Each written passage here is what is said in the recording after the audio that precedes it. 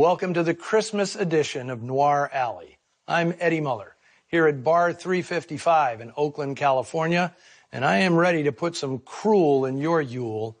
Consider today's offering a lump of coal in your holiday stocking. But thanks to a suspenseful screenplay and a pair of gifted actors, this lump of coal shines bright as a diamond. From 1952, it's Beware, My Lovely. The script is by Mel Dinelli, whose feature film work was exclusive to the noir era. Starting in 1946, he wrote a string of terrific screenplays that included The Spiral Staircase, The Window, The House by the River, Cause for Alarm, Jeopardy, and best of the bunch, The Reckless Moment. All nail-biters, some original, some adaptations. Today's movie is based on Dinelli's most successful original story, which became something of a multimedia phenomenon. The story debuted on the radio program Suspense in 1945 as To Find Help, with Agnes Moorehead and Frank Sinatra in the leads. That same year, Dinelli published the short story as The Man. In 1949, To Find Help was revived on radio with Ethel Barrymore and Gene Kelly. Dinelli then transformed The Man into a play, which ran on Broadway in 1950 with Dorothy Gish in the lead. Ida Lupino snapped up the movie rights and had Dinelli do the screen adaptation himself. If you're keeping score, that's a radio show, a short story, a stage play, and a movie, and it would later be adapted twice for television. Now, by the time she starred in Beware, My Lovely, Ida Lupino was more interested in making movies than acting in them. She formed a production company called The Filmmakers with her husband, writer-producer Collier Young, and by 1951, she had 3 pictures under her belt as a director: Never Fear, Outrage, and Hard, Fast, and Beautiful, plus uncredited work as a director on several others. But to finance the films she wanted to make, which often had daring subject matter, Lupino continued to act, often taking a profit percentage on pictures she starred in and produced, like Beware, My Lovely. The previous year, she'd co-starred in On Dangerous Ground, playing a blind woman trying to stem the savagery of a big city cop, played by Robert Ryan. They had dynamic chemistry. Lupino's petite porcelain delicacy contrasted with the seething intensity of her rugged 6'4" co-star. For this film, I doubt Lupino considered anyone else for the role of Howard Wilton, an itinerant handyman who, over the course of one long day, veers between sympathetic and psychopathic. Ryan played this kind of character better than anyone, and as scary as they often were, his characters were never one-dimensional. His signature skill as an actor was eliciting empathy for angry, damaged souls. As a producer, Ida Lupino rarely allowed Ida Lupino, the director, to work with Ida Lupino, the actress. 1953's The Bigamist was the exception, where she directed herself in a romantic triangle with Edmund O'Brien and Joan Fontaine. Here, Lupino turned Beware, My Lovely over to 40-year-old Harry Horner, a production designer new to the director's chair, who had worked with Lupino, the director, on her second picture, Outrage, in 1950. Horner and Robert Ryan must have gotten on famously, since they both studied under legendary theater director Max Reinhardt. Horner had also been an actor before becoming a full-time production designer for theater and opera, as well as the movies. RKO's resident art director, Albert D'Agostino, may be listed in the credits, but the set design and decor in Beware, My Lovely was entirely the work of Harry Horner, and he obsessed over it. With the story set in 1918, immediately after the First World War, war widow Helen Gordon's home is filled with accurate period detail, right down to the wattles, rain trees, crockets, newels, and antimacassars, all beautifully photographed by George Discant. One thing Horner didn't need to have built was the home's central staircase. It appeared in many RKO films of the era, a leftover from Orson Welles' 1942 production, The Magnificent Ambersons. Originally called in its first 3 incarnations, The Man, tentatively retitled The Ragged Edge and then Day Without End, before finally being released by RKO boss Howard Hughes a year after its completion, saddled with a lurid title more to Hughes's taste. Here is Beware, My Lovely.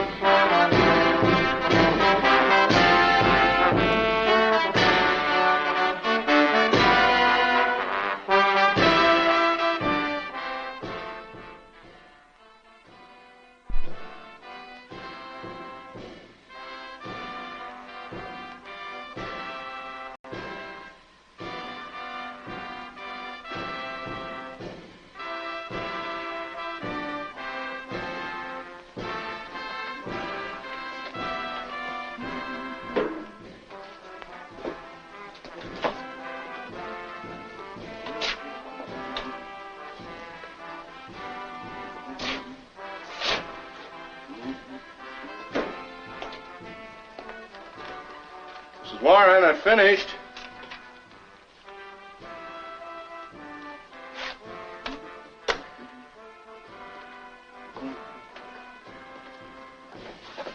Mrs. Warren.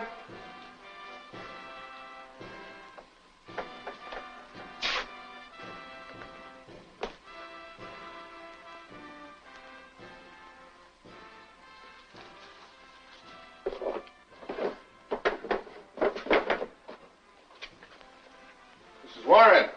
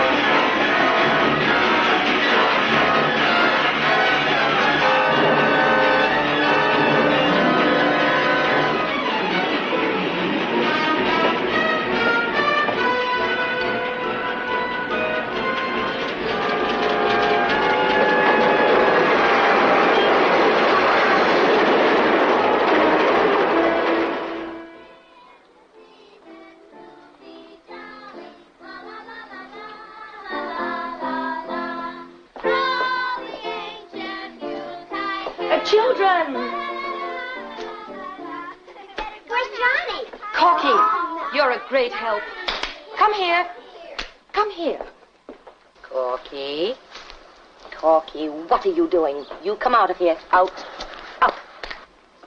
Bye, Mrs. Barber. Bye. Bye, Mr. Armstrong. Thanks for letting us use the piano All at the party right. tonight. Bye. Oh, yes. Just a minute, Jackie. Now, Corky, don't get in the way. Off you go, and be careful. Careful. That's right. Bye, teacher. Oh, my. We'll bring our presents this afternoon. Bye, children. Don't get into it, mischief. Bye. Bye. I got Ryan and Taylor Holmes. I'll write you down, please. Let me see.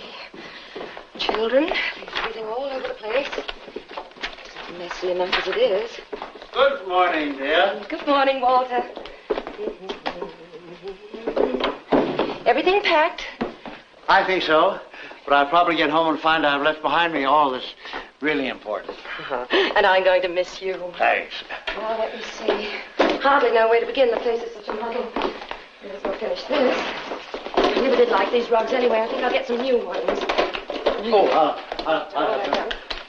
Here, see, pull it on that side, will you? Let me. Thank you. Now, there must be some system to this. Now, you can stand on them and I can sweep. And we both wind up on the floor. No, thanks. Besides, you'll be late for your train. Are you watching the time? Yes, I've plenty of time. And I hate waiting rooms. Well, you can't sit around. Why do you suppose I waited for you to go on your vacation before I started cleaning house? You're the most disorganized woman I ever knew. You think you'll ever get all this back together again? I hope so. I have a man coming to help me. Good. Where'd you find him? Came looking for work yesterday. Oh, don't spread it, dear. Dust. What's the sense in dusting all of them? Seems to me you make a lot of extra work for yourself. Why don't you have each person who wants to read a book dust it himself? Hello, Mr.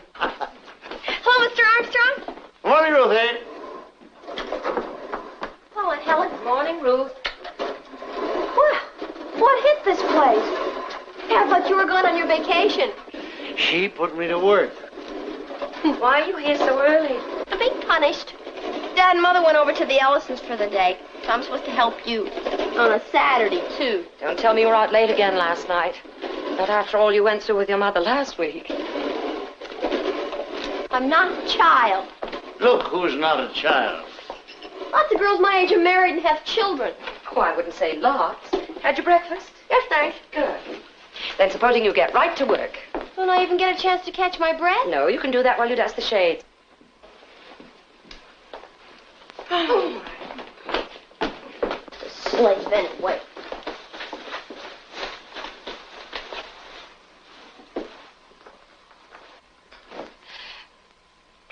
Ruth, dear. Exactly how long did your mother say I was to punish you today? Just work me to the bone, I suppose. I see. Well, at the rate we're going, I don't think we'll get to the bone till next fall. Just 'cause I was out late last night. Parents are so insensitive. We had such a beautiful evening planned. I'll never be able to face Tom when he finds out I've been ordered to stay home tonight, just like a child. It's Tom now. Oh, dear, whatever happened to Larry? I thought he was the big love of your life. Larry just wasn't for me. Found that out when I met Tom. You've been out of touch with men for so long, Aunt Helen. You wouldn't understand. Oh, I don't know. My poor old memory isn't that dim. Oh, I wonder if I've got everything. Ruth, I really don't think you ought to stay here and help me any more today. You mean I can go home? No, come here. I want you to deliver these packages to the school for the party this evening. A nice lot of them. See that you deliver them. When you've finished, I want you to drop this box of old clothes at the church for me. I guess everybody wants me to die of exhaustion. Don't you think that's too much to ask a woman of her advanced age? Guess this will fill up my whole day. Oh, no, I want you to come back when you're through. Perhaps by then I'll have found a large wash for you to do or something. That's sweet of you. Goodbye, Mr. Armstrong. I hope you have a nice Christmas. Thanks, Ruth, and goodbye. Oh, peace at last. It is nice, isn't it? Oh, yes. Now I can finish the rest of my Christmas packages. I've Yes? something to straighten out with you. Now, this should take care of my room for 2 more weeks, shouldn't it? And as I told you, if Mr. Frank shows up, you can let him have it while I'm away. Then you won't be alone in the house. I'll be all right, thanks. Well, I don't expect any telephone calls. You have my forwarding address, and I'm going to miss that room. Ned liked that room, too. He kept writing about how much he missed it while he was in the service. Heavens, what time is it? Oh, plenty of time. Nearly an hour. You're not that early and you know it. Now hurry along or you'll really be late. Oh, all right.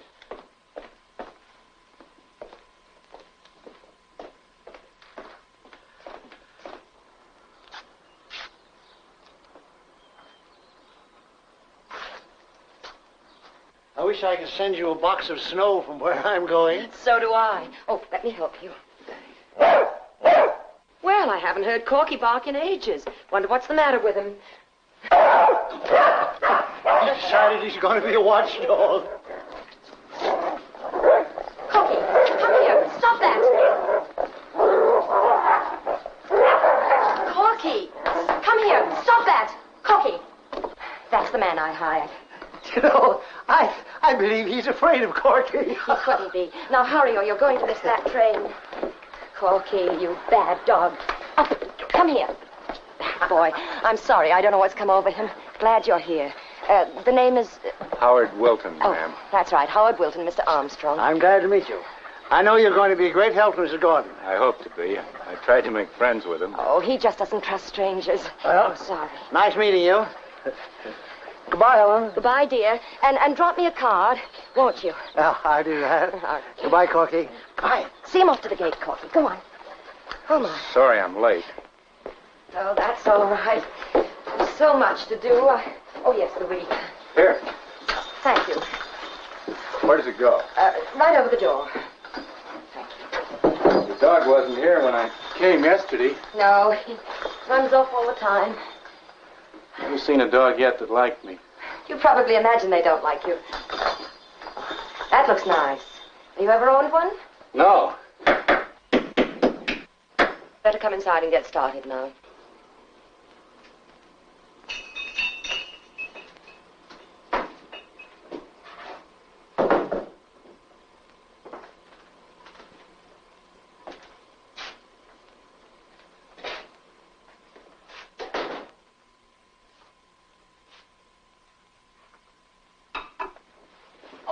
Give me your coat and I'll hang it here in the closet.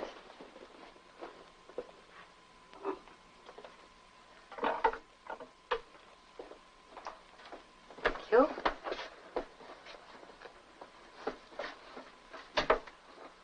Where shall I put this?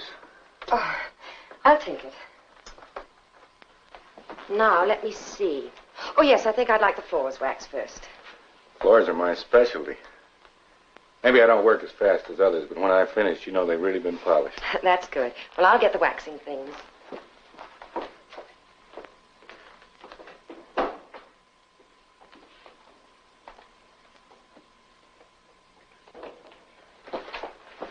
Shouldn't carry that. It's too heavy. Thank you. Should have let me get it. Oh, I'm used to carrying it. Well, you won't carry it anymore. Now, oh, yes, why don't you put the rugs on the front lawn, then they'll be out of your way. All right.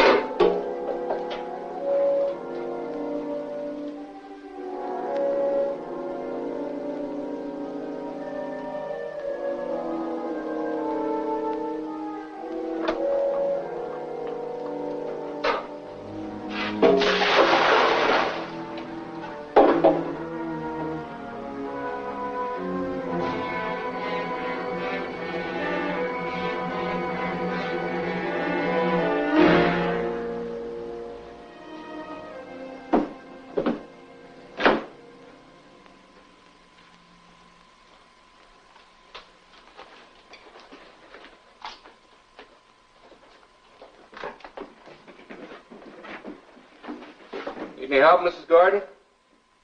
No, thanks. I'm just getting some boxes.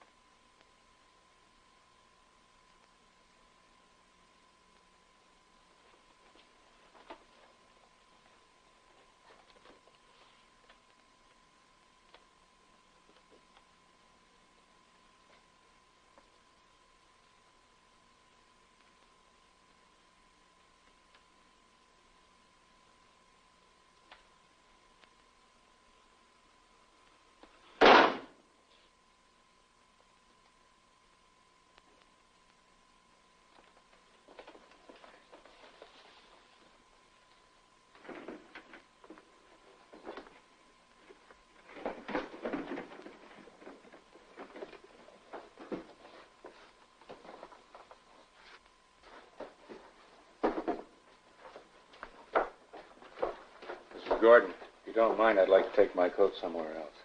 What coat? Well, yes, you see, I didn't know it was a storage closet. It might get dirty. It's my only coat. Oh.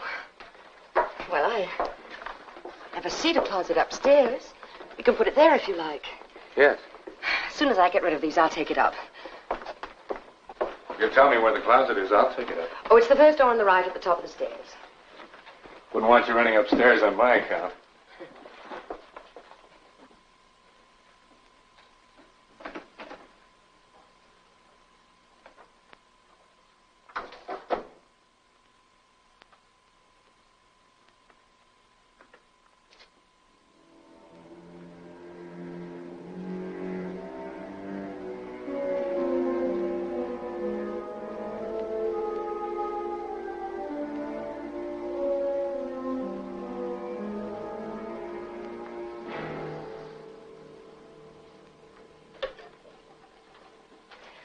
Operator, 4892, please. Yes, thank you. Hello, this is Mrs. Gordon. Would you get Mr. Anderson for me?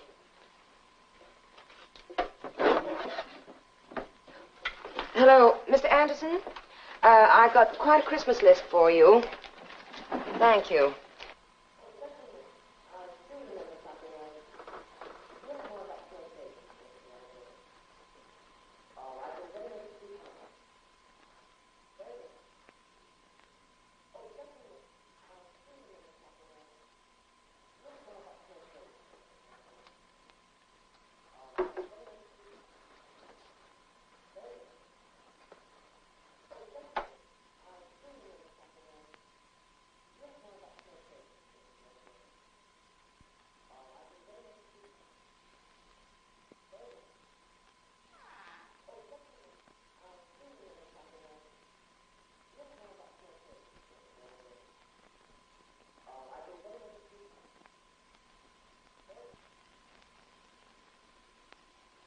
Very well, then, I'll expect him. Late this afternoon? Oh, thank you. I appreciate it. Bye.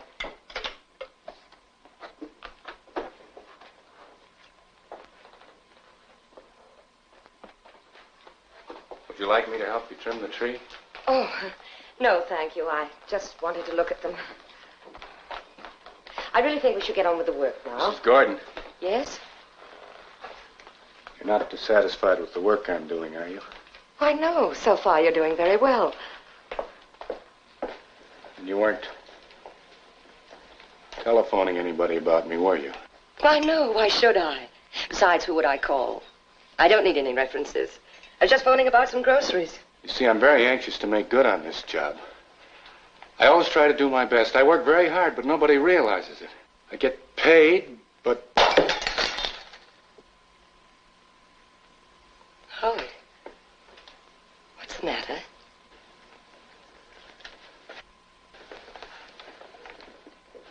I'm sorry. That's all right. Something's troubling you, isn't it? Would you like to tell me about it? No, it's nothing. Oh, now, haven't you ever been troubled? And talk things over with one of your friends?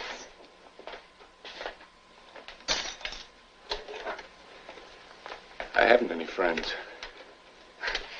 Just because you work for me is no reason why we can't be friends. Yes, it is. Why? Because I'll only be here for today, Mrs. Gordon. I'll clean your house, do my job, and be gone and forgotten as far as you're concerned, and looking for the next job. Wherever that is. Oh, no, that isn't necessarily true. Why, you might fit in here very nicely. I like you. You need the work, and I certainly need someone to help me. You mean maybe I could come back? Yes, we might even have a regular day every week. Perhaps even 2. Oh, that'd be fine. But it won't work out that way. Oh? Why not? This will be just like all the other jobs. Most people only have me once. Or at best, twice. Perhaps they can't afford it. Why do they have me in the first place?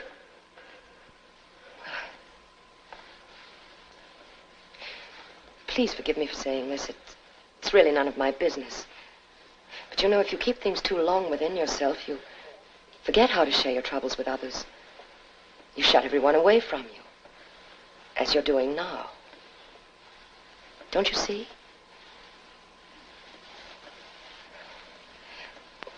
What I'm trying to say is, I know what it is to be lonely, too.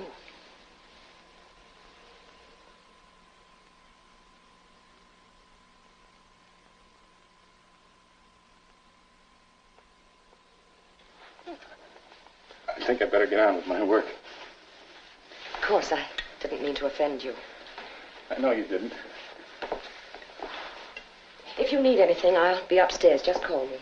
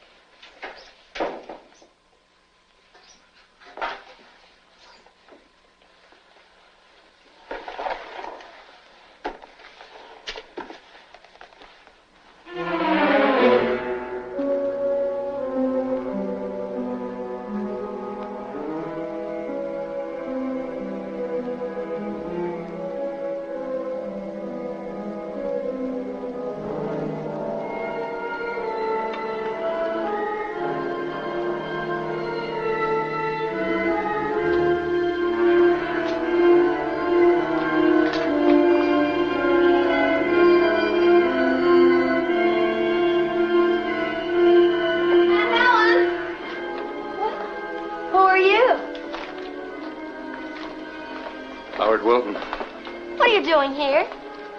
Working? Where's my aunt? Upstairs. Oh, Aunt Helen, I'm back. What do I have to do now? Nothing, dear. Just go home. You'll only be in my way. Thank you. Well, that's that. I'm starved. How about you? No. Want some potato chips? No. I'm glad Aunt Helen finally found herself a nice-looking man to have around the house. Did you see Mr. Armstrong? Yes. Not much, huh? I said to Aunt Helen only the other day, if you're going to have a man around, at least have a lively one. After all, just because you're a widow doesn't mean you have to turn yourself into an old maid. Good heavens, Uncle Ned's been dead almost 2 years. But I guess once you've been married, you can't ever be an old maid again. Not exactly, can you? I know one thing. Aunt Helen won't be quite so lonely anymore with you around. Not very talkative, are you? Gee, when I see nice shiny floors like this, I feel like dancing. Do you like to dance? No. Do you know how? No. Maybe you'd like to learn. No, I wouldn't. I don't know when I've had less cooperation in my entire life.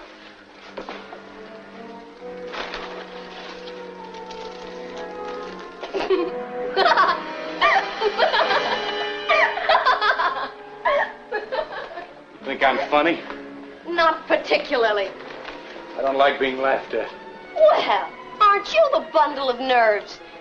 Listen, you. I don't see many men around polishing floors. It's a woman's job. You think you are. Seems to me there's better ways for a man to make a living.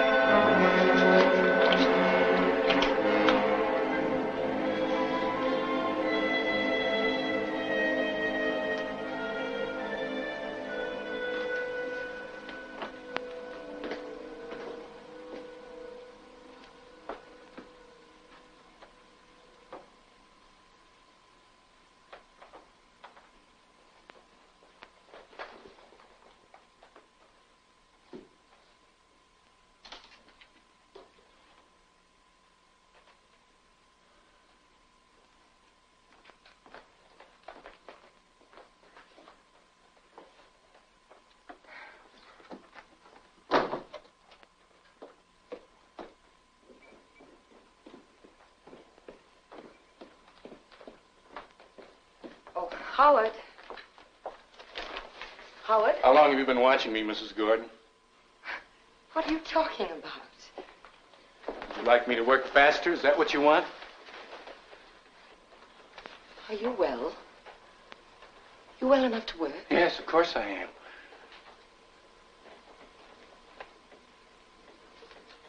Big hero, isn't he? That's my husband. He was killed during the war. Killed? Yes. Oh, I see. Now it all fits. I'm alive and he's dead. And it should be the other way around. Isn't that what you think? How can you say such things? Because it's true, that's why. You're ill. Let's put the work away.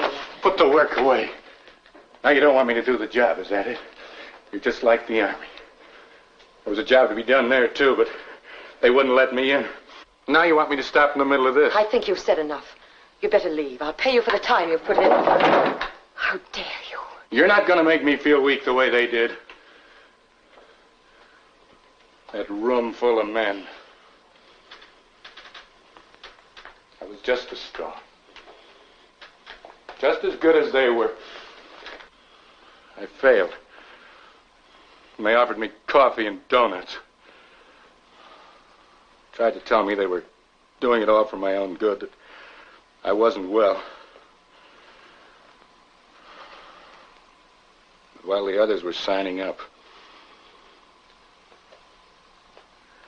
I had to sit there like a tired old man and sip coffee. I'm sorry.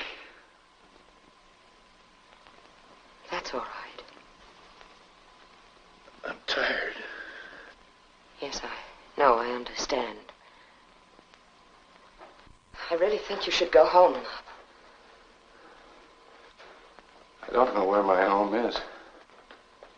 No. No. Where did you come from when you arrived here this morning? I don't know. I told you I forget things. But you must have a home. A room someplace. No.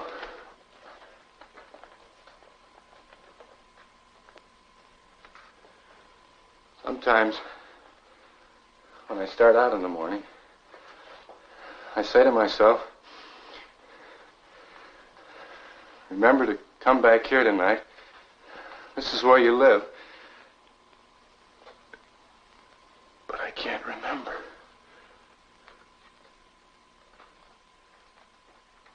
I can't remember. Well, don't worry. Between us, we'll straighten out everything. Will we? Will we? Yes, of course. We can call the... There are places we can call. No, don't call. Why not? They'll ask questions. Questions that I wouldn't be able to answer. But don't you understand? anyone questioned you, it would only be in an effort to help you. No, don't call. But, Howard, you're ill. It would be sensible to get... No. That's what I've been trying to tell you. I've had enough of them. Please, don't get any doctors around here. They wouldn't understand. Not the way you do. You understand. I can feel it. I can tell...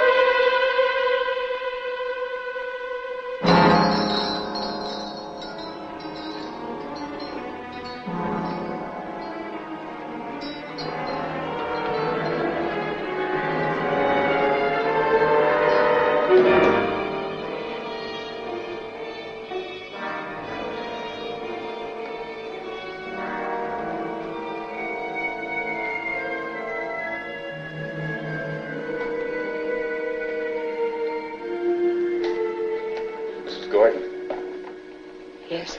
Have I done anything to hurt you? No, of course you haven't. I'm glad. Because I wouldn't want to hurt you. And I might, you know. I don't believe that. Just not feeling well, that's all. You don't know what it means, like I do.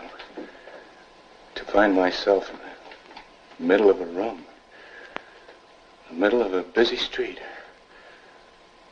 Or in some house I'm working in. A thing like that happens. I wonder where I am. What I'm doing. And sometimes I'm looking down at someone. Somebody that's been hurt. And they've been hurt very badly. I wonder if I've done it. If what I'm looking at is real or it's only in my mind. And I begin to run. I hide. But I don't know what I'm hiding from. It's bad enough to hide, but not to know what you're hiding from.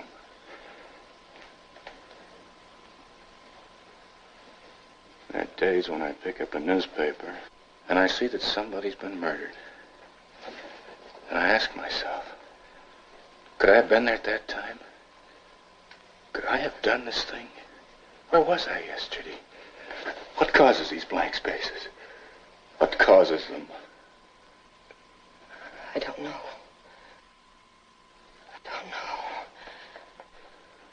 Don't know.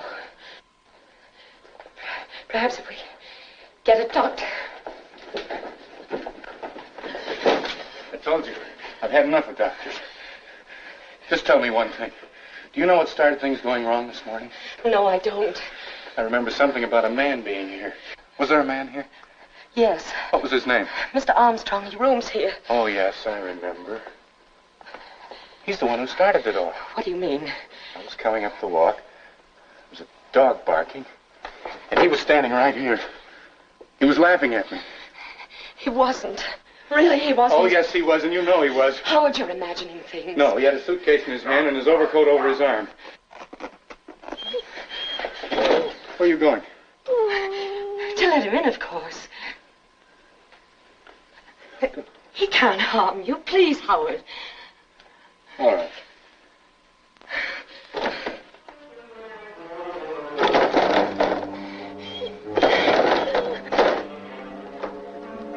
Where's the key? Wherever you put it, I suppose. I never lock the doors from the inside during the daytime. Give me the key. I don't have your key. Yes, you have. I tell you, I don't have your key. Very well. I'll meet him in the back way.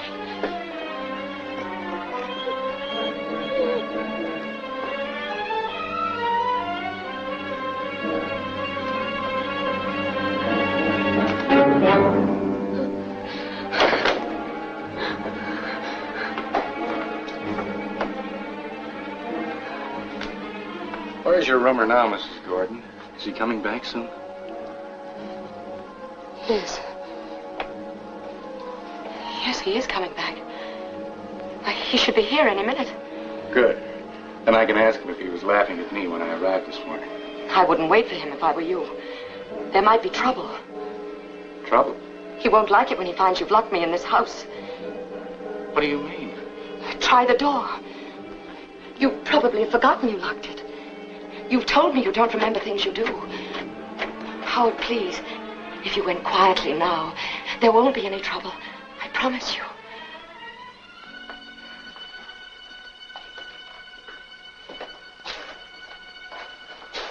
I'll try the front door.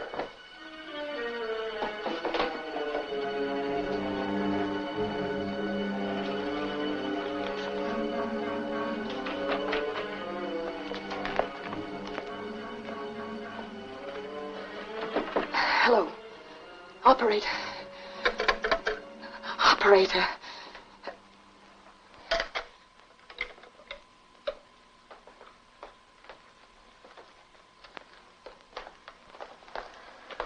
I must have locked that door just like you said and forgotten about it.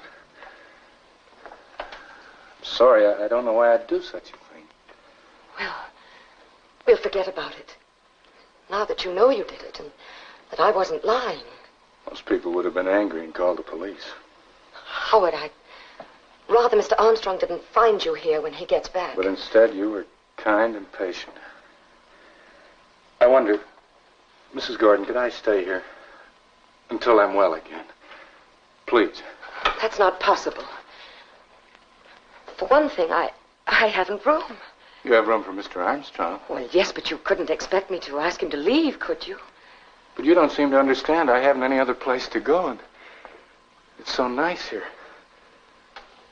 I've never in my life met anyone as kind as you are. Howard, please go now before Mr. Armstrong gets back.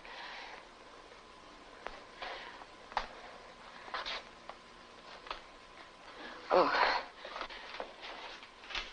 Here we are. If it weren't for him, I could stay here, couldn't I?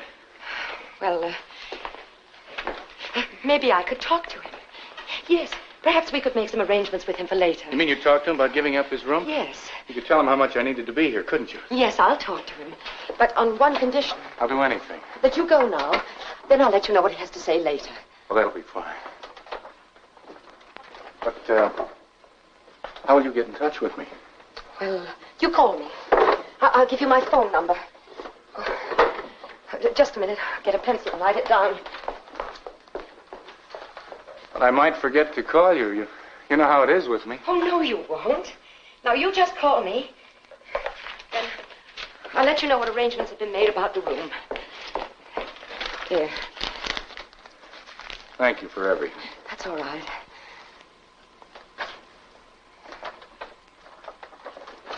You do think he'll understand, don't you? Oh, I'm sure he will. Well, goodbye, Howard. Goodbye. I can't go without my coat. Oh, well, that's all right. I'll get it.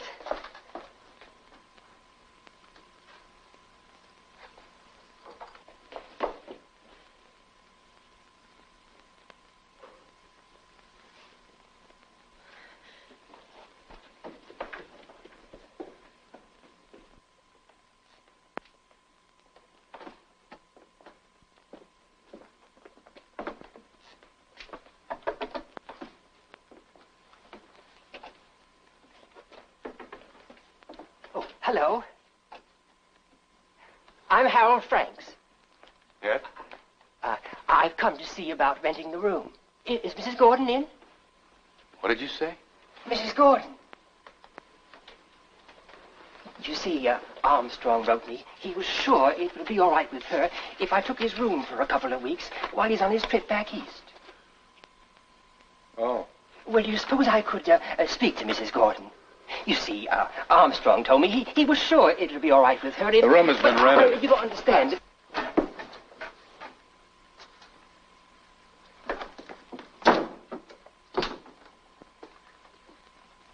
If I could just talk to Mrs. Gordon, perhaps she might know of another place, and I...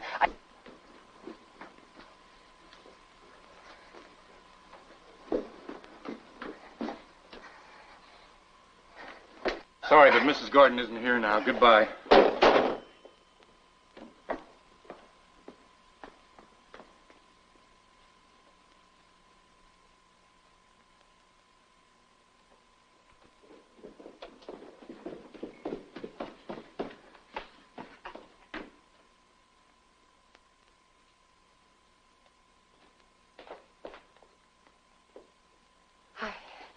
I couldn't find your coat.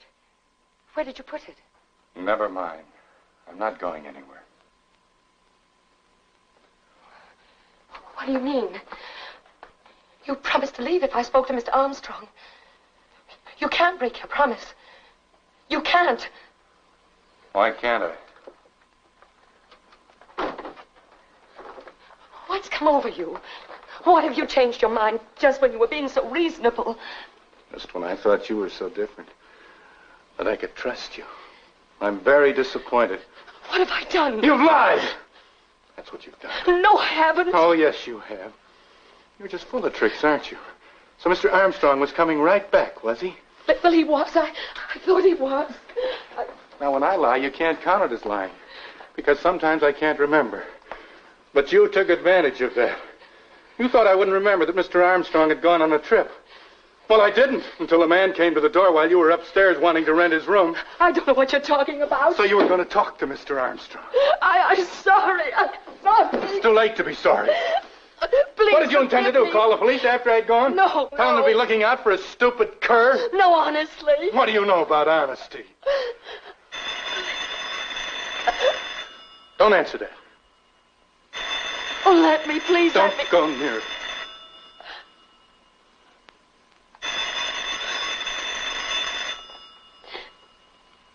And don't try the window.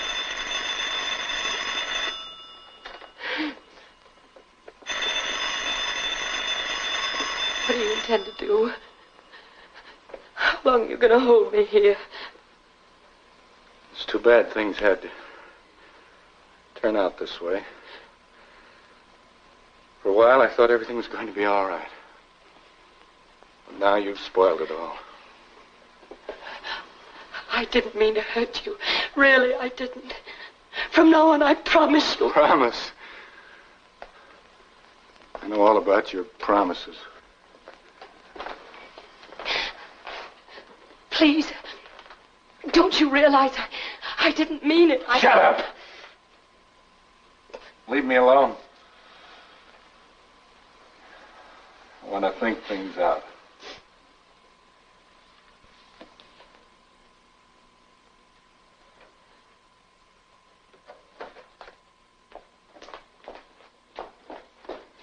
Not upstairs. In the kitchen.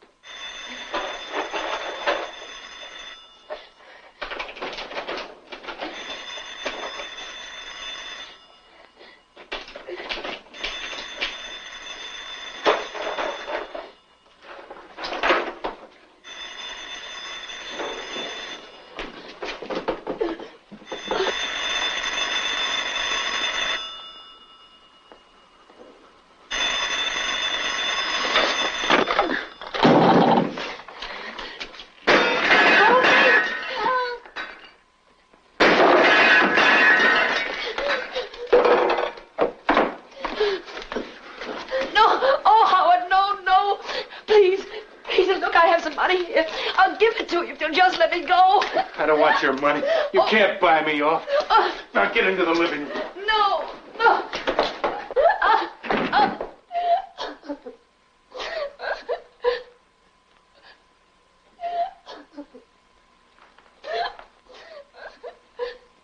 What have you done? You won't be needing it.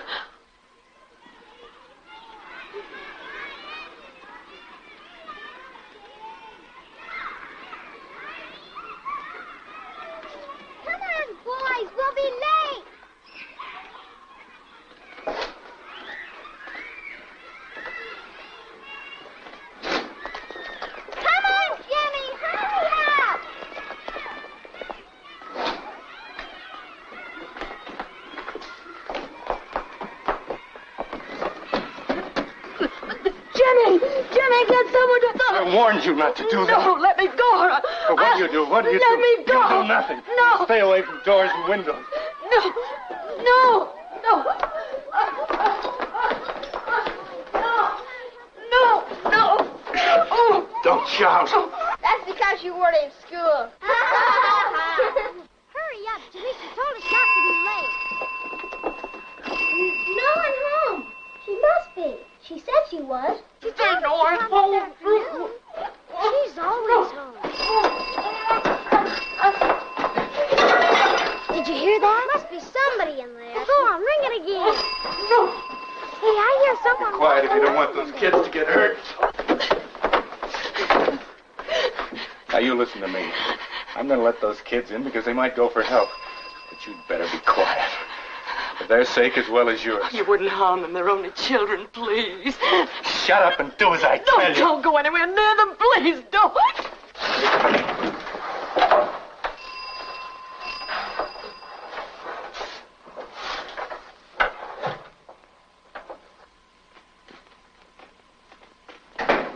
I hear her coming. Gee, Mrs. Gordon, hurry up. We've got presents.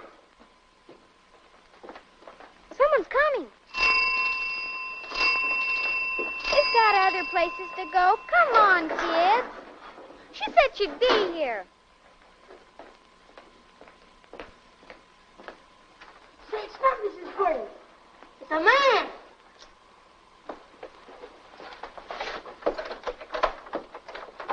Gee, where's Mrs. Gordon? Where's Gordon? She's ill. Mrs. Gordon? Mrs. Gordon? Give me the presents. Mrs. Gordon, where are I'll see that she gets No, them. I'm going to put mine under the tree. Come on, Kitty. Tree. Boy, sure, my tree. Our tree isn't even up yet. I made my present all by myself, bookend. Oh, look at the pretty Christmas tree. She even decorated it with snow. I got her a writing set. Hey, look at this. What the heck is that? Well, it's a music box, silly. Hey, Mrs. Gordon! Mrs. Gordon, can't you come down and see what we brought you? Can't you come down and see us for a minute? Mrs. Gordon is ill. Please don't bother her. Say, mister, what's your name? But I wanted to talk to Mrs. Gordon. Hey, you a friend of Mrs. Gordon? Yes. You better go now. Say, I have to finish my work. Oh, look. Oh, isn't that a tree? Say, look at the lights work. Oh.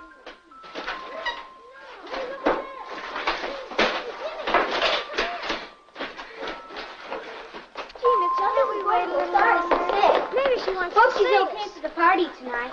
Say, you coming to the party too? Party? Sure. Everybody's coming. Here you are. Tickets. 50 cents each. How many? Sure's going to be a swell party. Better come. What's the matter?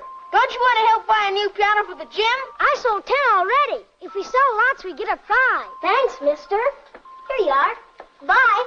Bye. Gee, thanks. See you at the party tonight. Everybody's going to be there. Better be on time. Be sure and tell her we were here, won't you? Wasn't that nice, that man? Jimmy. Sure's a nice day. Jimmy. Come on, the ice cream man. I want chocolate. Wait a minute, mister. I like strawberries. Jimmy. Gee, who's going to buy me one? I haven't got any money. I like strawberries.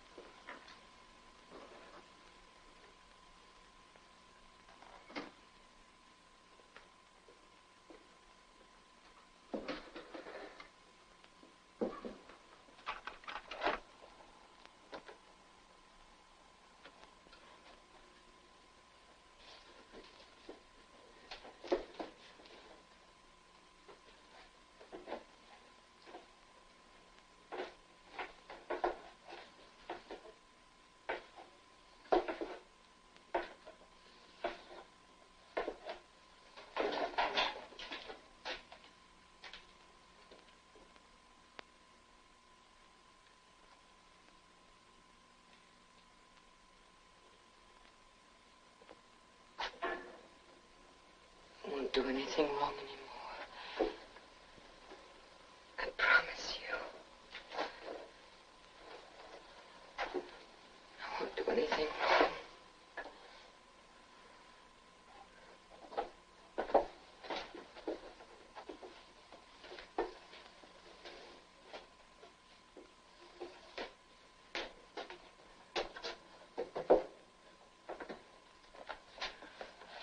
I want to show you what I've done. I've straightened out the room. You see, I rearranged the furniture so that everything balances. Better sit down here. I even trimmed the tree. Do you like it?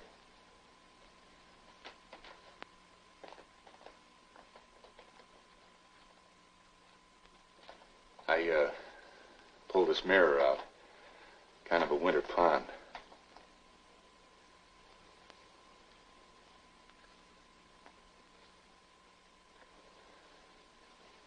You have nice hands.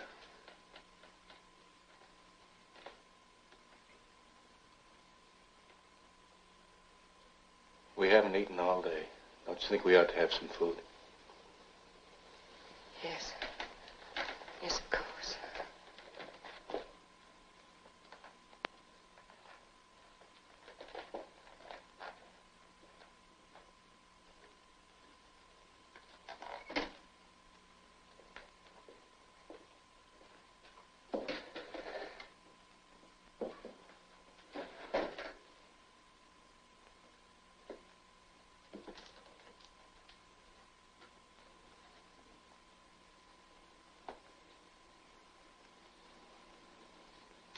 What's your first name?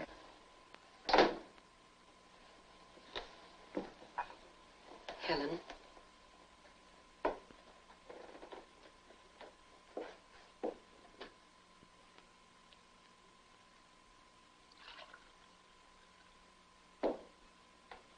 Helen is a beautiful name. I've been in so many towns, so many places. I can't ever remember anyone caring about me.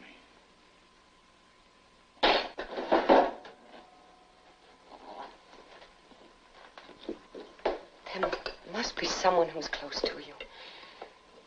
Someone who at this very moment is wondering where you are, if you're in trouble. I don't think I ever loved anyone. And I know that no one ever loved me.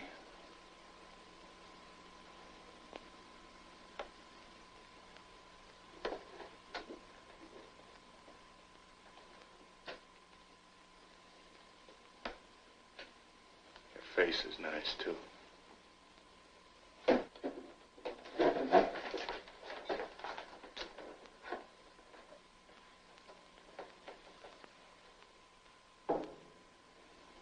I've never known anyone like you.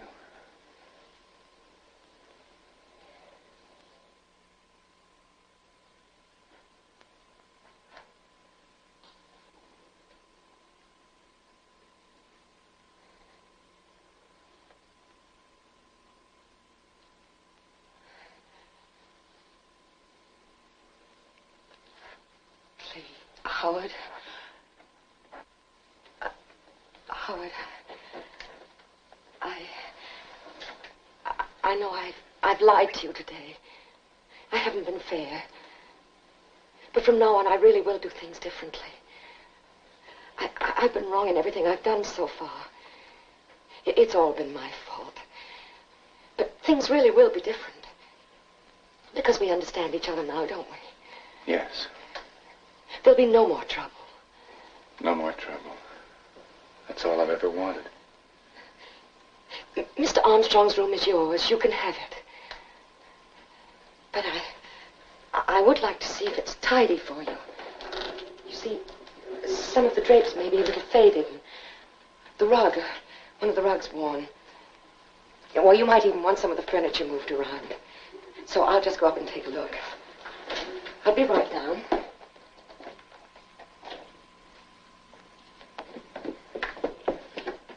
Howard, there's no need for you to come up. I told you, I won't be long.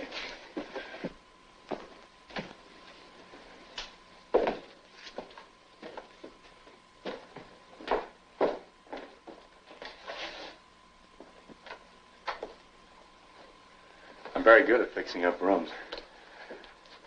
I've never been able to afford much rent, so I had to do the best with what I had.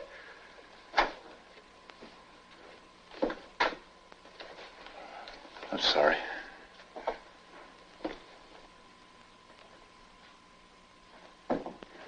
It's a nice room. I like it. I like big closets. Easier to keep things in order.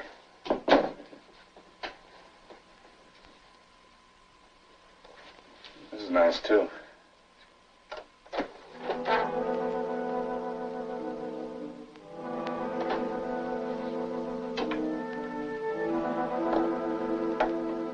This coat.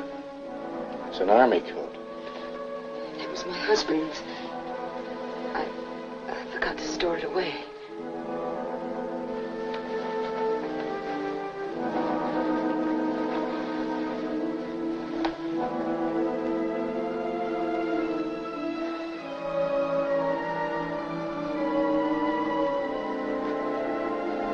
A soldier's coat, too.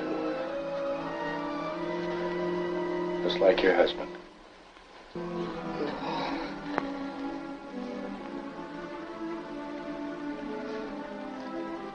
Howard, remember we were going to fix up the room for you. Just like your husband. Here, let me help you take the coat off.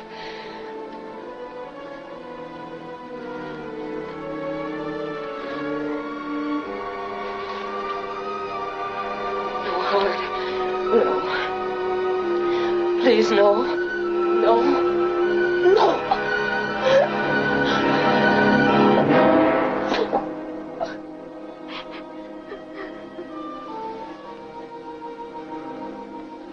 I think I'll change things around. Sometimes at night I can't sleep and I like to look out. I'll move the bed over by the window. Things will be different for me now. I'll have a new life here. Because you'll help me to forget the things that have bothered me. Very grateful.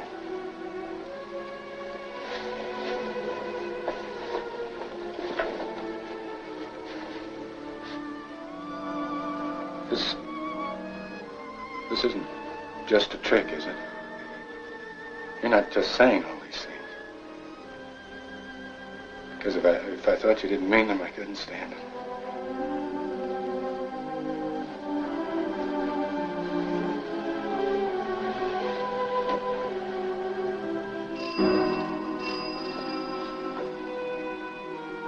There's someone downstairs. Yes. We'd better let him in. Yes.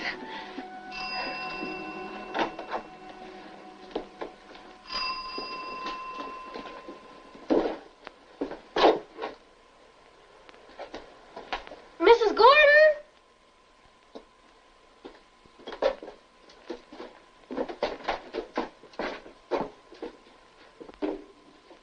Mrs. Gordon?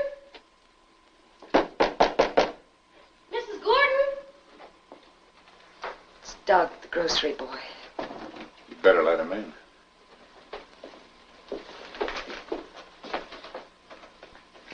Door's locked.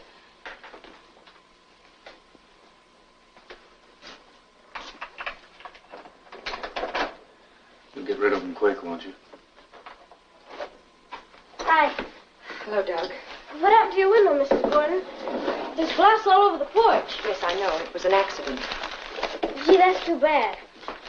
Hi there. Doug, this is Howard Wilson. Glad to meet you. He's working here today. Gee, that's swell. Wish I had a job indoors today. Getting chilly out. Mr. Daisy gave me a hot cup of chocolate this morning. I'm sorry. That's all right. Where's Corky, Mrs. Gordon? Oh, he ran off this morning. Shouldn't I go look for him? No, thank you. My Timmy's a smart dog, Mrs. Gordon. He never strays from our place. You've never seen him, have you? No. He's a big dog. And tricks? Not a thing that dog can't do when he puts his mind to it. Just yesterday. Yes, I know. Say, are you all right, Mrs. Gordon? Oh, yes. Well, you don't look it. If it's Corky that's worrying you, I'll be glad to take a look for No, you. thank you. I just have a sort of a headache, that's all. Yeah? Ever hear of holding your breath for a headache? No, I haven't. Some kids at school were telling me. Doug, I'm perfectly all right. Mom takes aspirins for hers. If you haven't got any. I'm busy today. I have the time to talk. You don't have to check. I'm sure it's all there. But I've got to, Mrs. Gordon. Mr. Anderson says always to be sure. If not, I'll hear it means another trip. Very well. I'll give you a check then. A check? How much is it? Doug, don't argue. How much is it? $4.37. All right.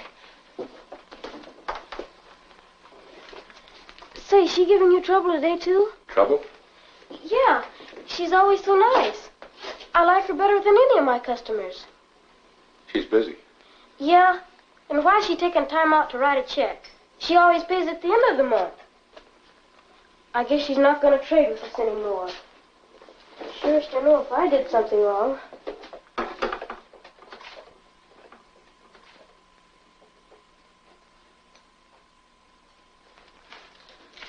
Here's your money. Mrs. Gordon's going to give me a check. Never mind. But I haven't got change. Keep the change. Gee, thanks. Will you tell Mrs. Gordon that I'm sorry she's not feeling well, and if there's anything I can do? Go along now. We're very busy. Sure. Well, bye.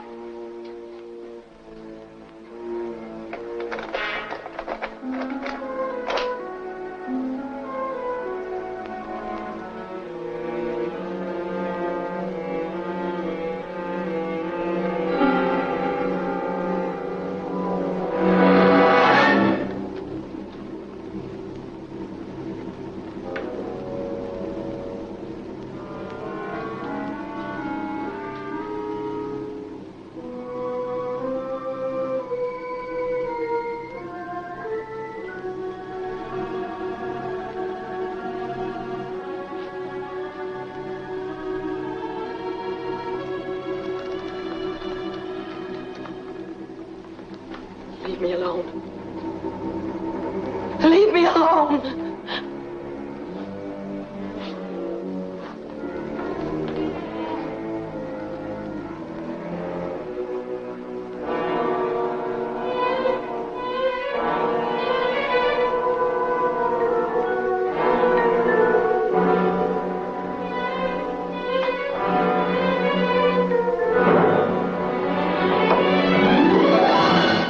You're insane.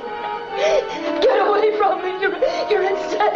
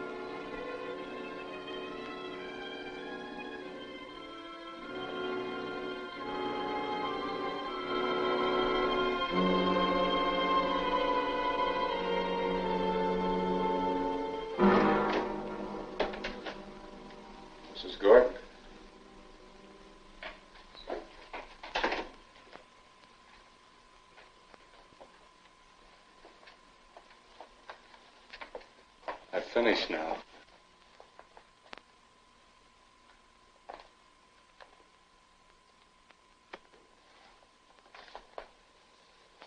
Hope the floors look all right.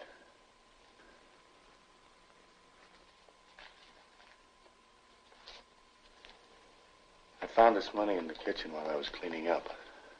Was it meant for me? Yes. Thank you. I think I'll go home now. Very tired.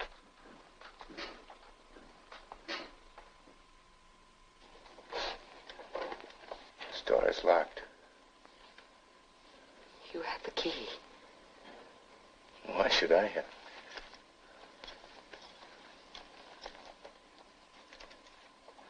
I have 2 keys.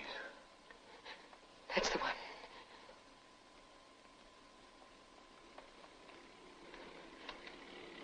Unlock it. Just unlock it.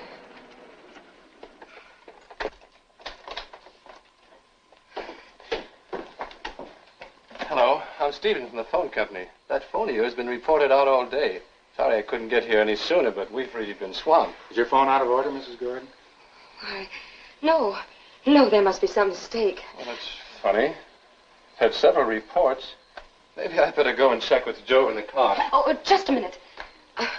I wonder, could you do me a favor? Certainly. This man's been working here all day. He's not very well. I mean, he's very tired. I was wondering, could you drop him at the car line? Well, I'd be glad to. Thank you very much. But I can't wait long. Joe and I have another call to make way on the other side of town. No, right away. Howard, why don't you go out and sit in the car?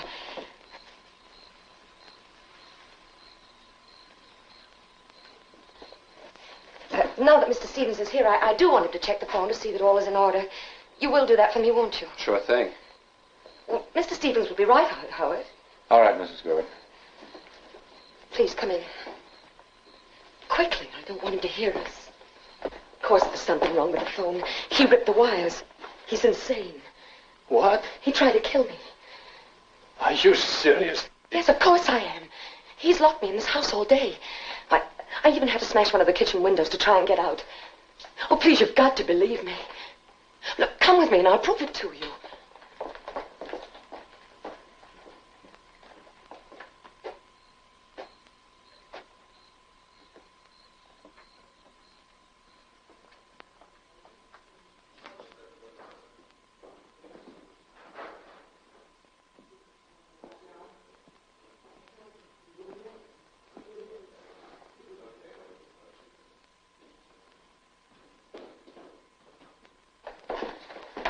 You'll get him to the police, won't you? All right. I guess Joe and I can take care of him. Oh, thank you.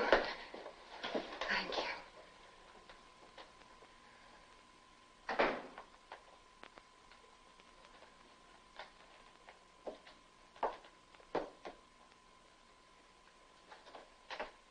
Mrs. Gordon! Mrs. Gordon! He's gone, Mrs. Gordon. You better lock yourself inside. Oh, no, he can't have gone far. You've got to find him. You've got to. All right, but how about you? I'll be all right. Just find him.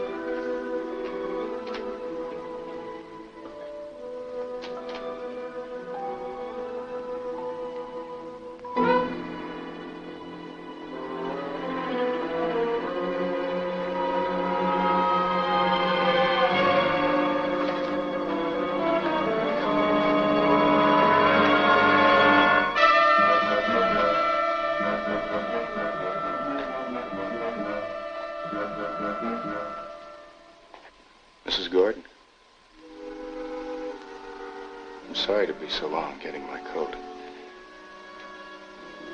It was in your bedroom closet with a sheet over it.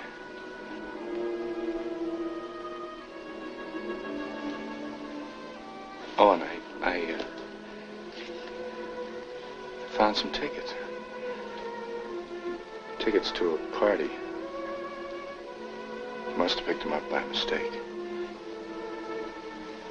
It must be yours.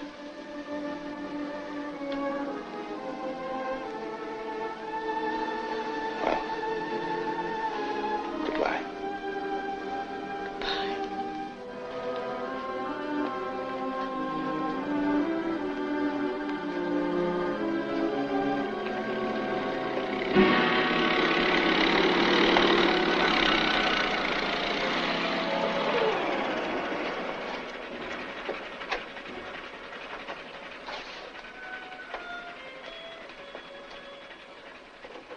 Mr. Stevens. It was nice of him to come back.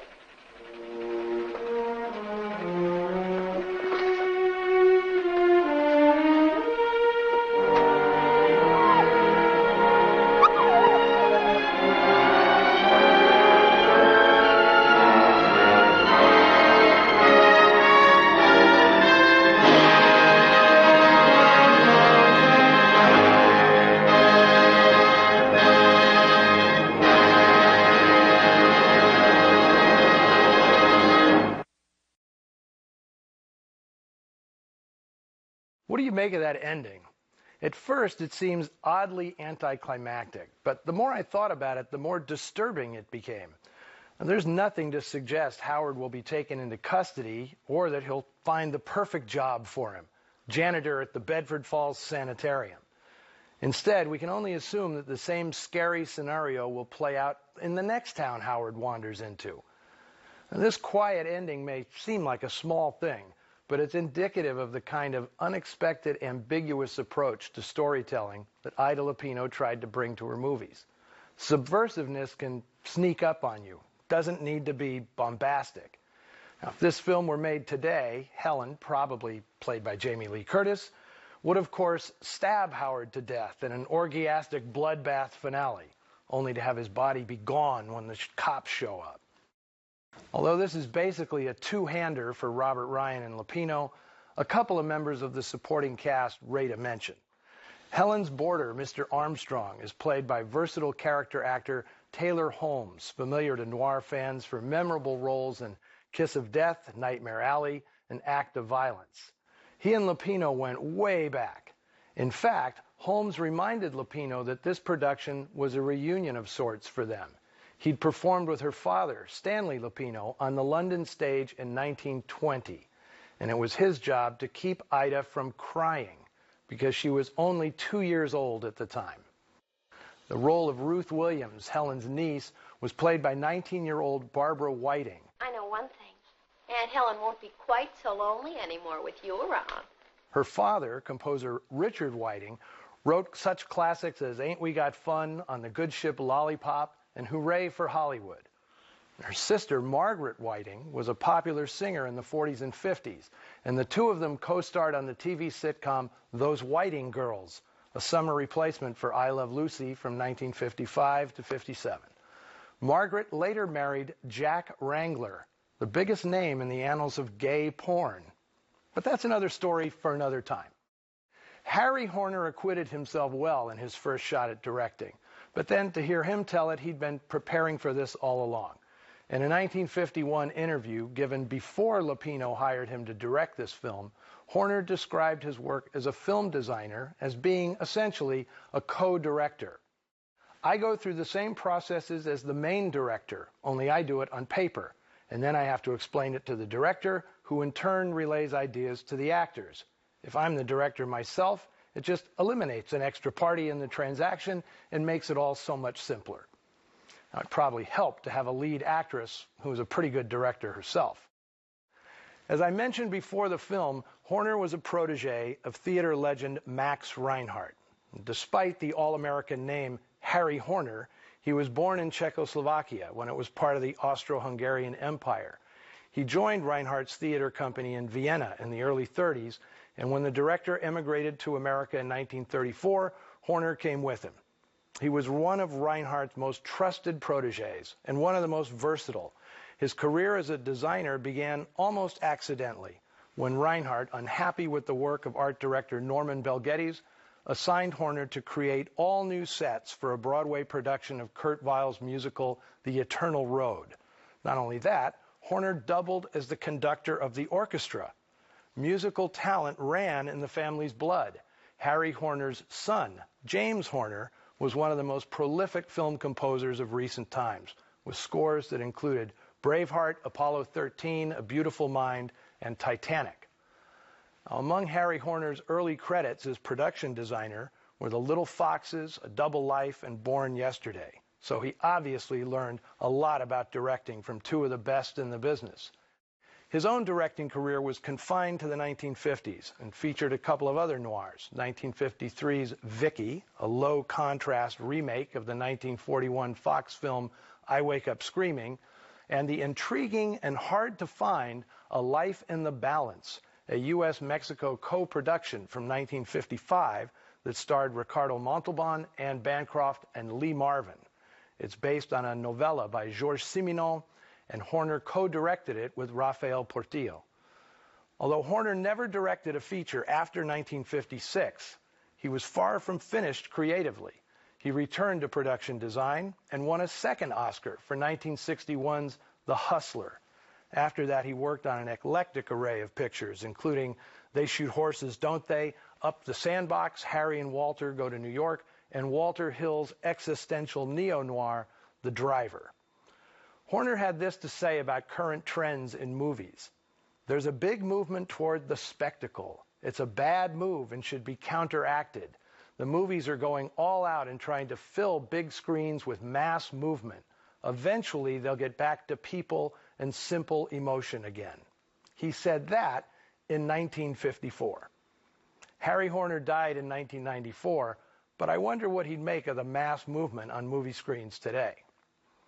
Always check in with us on the Noir Alley Facebook page and Twitter feed, and please, during this festive week, refrain from killing any spouses, loved ones, or family members during holiday celebrations. Speaking of which, next week we'll ring in the new year by visiting Ground Zero in the film noir movement. Be here when I present the most influential noir of them all, Double Indemnity. Feliz Navidad.